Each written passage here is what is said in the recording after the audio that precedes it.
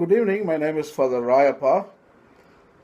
I would like to talk about two intriguing words which we don't find recently in this generation. That is sobriety and humility. I am not telling you that. Pope Francis is writing in his encyclical Laudato Si in the last chapter, Ecological Spirituality, Ecological Education and Spirituality, that is the title. So under this chapter, he discusses about these two characteristics, sobriety, humility. You all know humility, but sobriety, that is a troublesome word, and it's very hard to understand. And I'm going to explain what sobriety is all about, what Pope is talking about. So first of all, we should know the meaning of sobriety. Then only we can understand what Pope is writing about.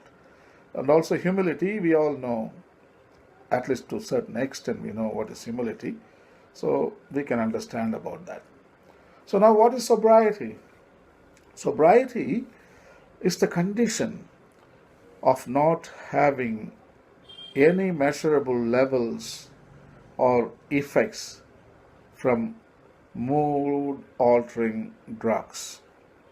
Example, you are not dependent on alcohol, you are not a boozer, you are not a drunk, so you are sober, so you have sobriety.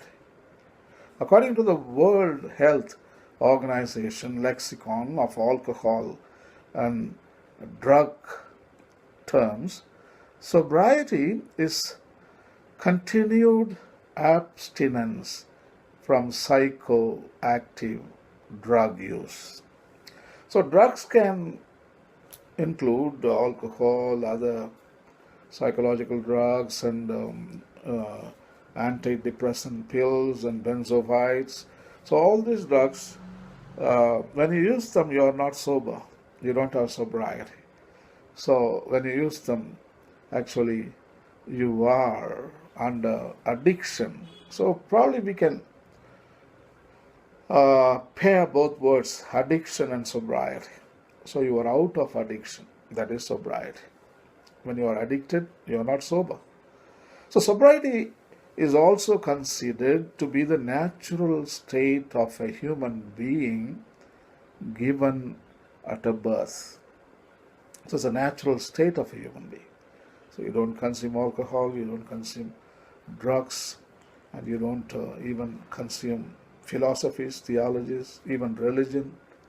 So you're not contaminated, not only through substances, also through ideas, also philosophies, also faith. So you're not influenced by that.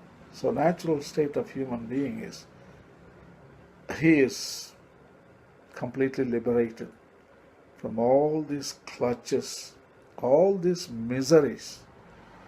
So when you come out of drugs and booze and religion, philosophy and bigotry, and from even political agendas, practical relativism, I think that is sober.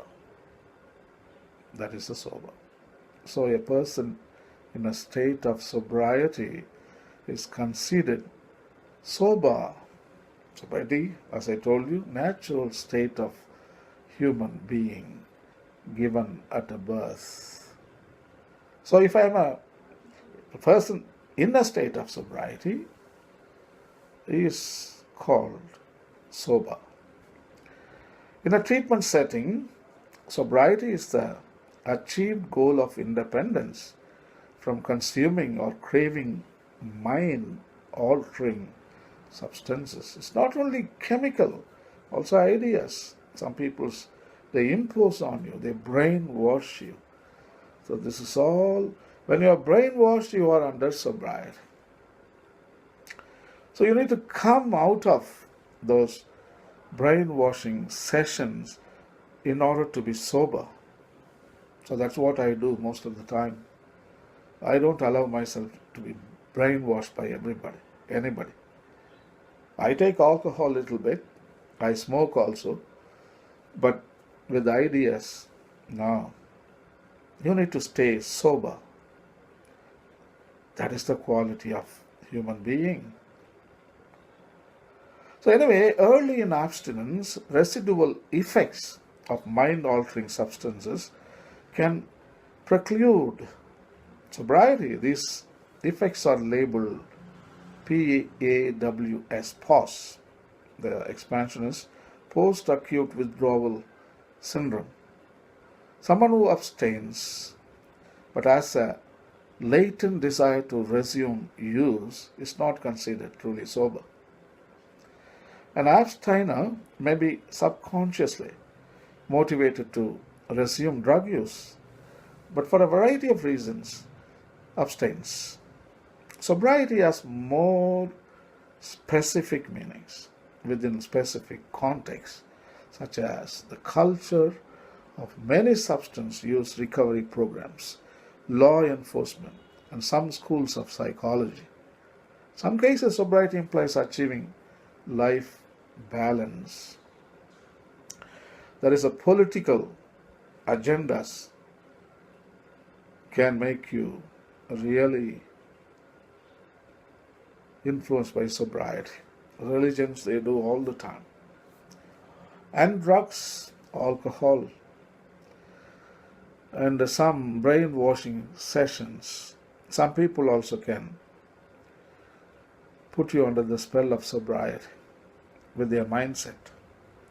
When I trust my mindset on you, I think you are under sobriety and you need to be detoxified.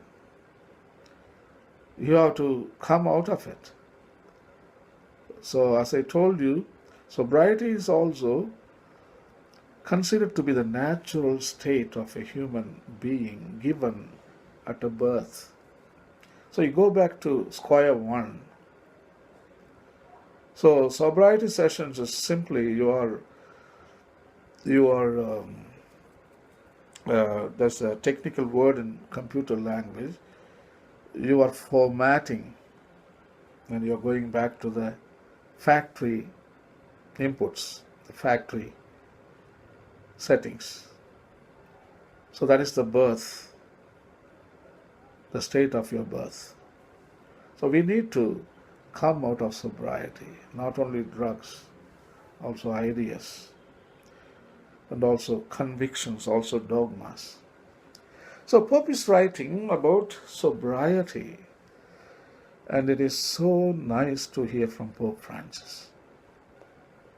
So in Laudato Si, in the last chapter, ecological education and spirituality, so he is writing in the paragraph number 223 as follows.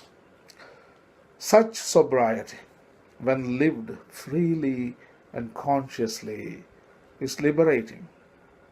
It is not a lesser life or one lived with less intensity. On the contrary, it is a way of living life to the full. In reality, those who enjoy more and live better each moment are those who have given up, dipping here and there, always on the lookout for what they do not have.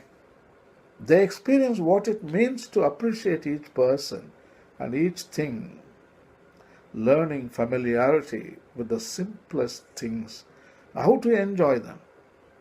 So they are able to shed unsatisfied needs, reducing their obsessiveness and weariness. Even living on little, they can live a lot. Above all, when they cultivate other pleasures and find satisfaction in fraternal encounters, in service, in developing their gifts, in music and art, in contact with nature, in prayer. Happiness means knowing how to limit some needs which only diminish us, and being open to the many different possibilities which life can offer. That is a brilliant statement from Pope Francis towards the last. Just I want to repeat, happiness means knowing how to limit some needs which only diminish us, and being open to the many different possibilities which life can offer. Brilliant. So I hope I explained what sobriety is all about. Even I am not clear in my mind, but I tried to explain. And if you didn't understand, you can do your own research. And humility, also this generation lacking humility. Pope is writing sobriety and humility. These are the two things we lack. What is humility? Humility is the quality of being humble. In a religious context, this can mean a recognition of self in relation to God or deities, acceptance of one's defects, and submission to divine grace as a member of a religion. Outside of a religious context, humility is defined as the self-restraint from excessive vanity and can possess moral or ethical dimensions. So we can put pride and humility, they are in the opposite direction. Pride, humility. So humility is a human virtue. Pride is arrogance. Even crocodile has a pride. Even dinosaurs had them. Even a cobra has a pride. But only humans can put their head down. Cobra can lift up the head up and strike you. But humans can bow down. That is what we are.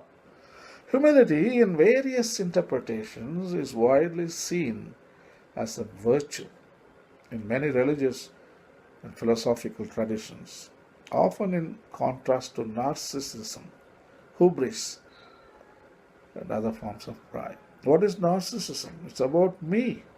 I am beautiful, I am the smartest person, I am the strongest, and I am holding the most powerful position. I am the boss. I can do anything to anybody. So this is narcissism. What is a hubris? Hubris is the inflated sense of self. I inflate myself. Right now I have hubris. I feel as if I can talk. I can influence other people. Right now, for some people, you may say that I'm brainwashing you. Yeah, I do it. That is hubris. In other words, arrogance. So that is what I am right now. So nobody can tell to another people, do that, do this, but I'm doing it. So that is hubris. Maybe it comes in my birth. So that is how I grew up. I studied in institutions where they taught me, you are the leader.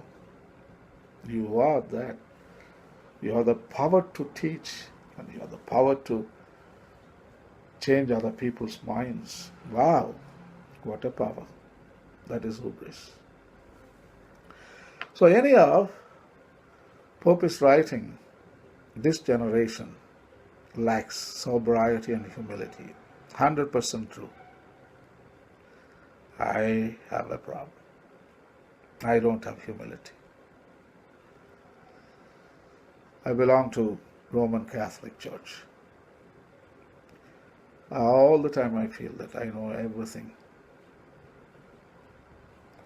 I can change other people's minds. I can convert them. I can influence them because I am better than them.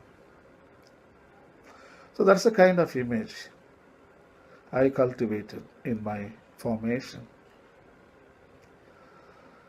So the way Pope is writing, I humbly listen to him. And Pope is making sense. It's nice to hear. Paragraph number 224.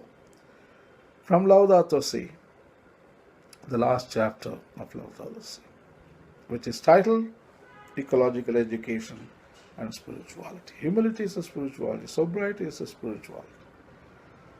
So Pope Francis writes as follows in the paragraph number 224. Sobriety and humility were not favorably regarded in the last century.